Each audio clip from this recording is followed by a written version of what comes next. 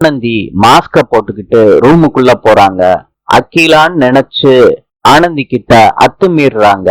Anandhi மாஸ்க remove பண்ண உடனே அந்த போன் பண்ணி மிரட்டின ஆளு நீ யாருன்னு கேக்குறாங்க. அதுக்கு ஆனந்தி சொல்றாங்க, அகிலா என்னோட தங்கச்சின்னு சொல்றாங்க.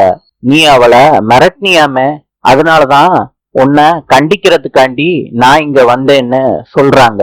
அகிலாவை மிரட்டினவன் சொல்றான், இப்ப எனக்கு அகிலாவும் வேணும் ஆனந்தியும் வேணும், அப்பதான் நான் உங்களுக்கு அந்த வீடியோவை கொடுப்பேன்னு மிரட்ட ஆரம்பிக்கிறான் ஆனந்திய. ஆனந்தி கோவப்பட்டு அவனை போட்டு அடி அடின்னு அடிக்கிறாங்க. அந்த நிமிஷத்துல லேடி இன்ஸ்பெக்டர் வர்றாங்க ரூமுக்குள்ள. லேடி இன்ஸ்பெக்டர் கிட்ட சொல்றாங்க ஆனந்தி, இவனை இப்படி எல்லாம் கூட்டிட்டு போனா கரெக்டா இருக்காது, சட்டைய கலட்டி தெருவுல நடக்க வச்சு கூட்டிட்டு போங்கன்னு சொல்றாங்க. லேடி இன்ஸ்பெக்டரும் ஆனந்தி சொன்னதுதான் கரெக்ட்னு அவனை சட்டைய கலட்டி ரோட்ல நடக்க வச்சு கூட்டிட்டு போறாங்க.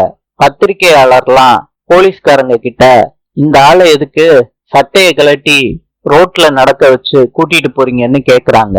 அதுக்கு இன்ஸ்பெக்டர் சொல்றாங்க, பாதிக்கப்பட்ட பொண்ணே உங்ககிட்ட எல்லா விவரத்தையும் சொல்லுவாங்கன்னு சொல்லிட்டு ஆனந்திய கைய காட்டுறாங்க. ஆனந்தி பத்திரிகைக்காரங்க கிட்ட எல்லா விவரத்தையும் சொல்றாங்க. கீழா தூரமா நின்னுக்கிட்டு ஆனந்தி பேசுறத பாத்துக்கிட்டு இருக்காங்க. நாளை சந்திப்போம்.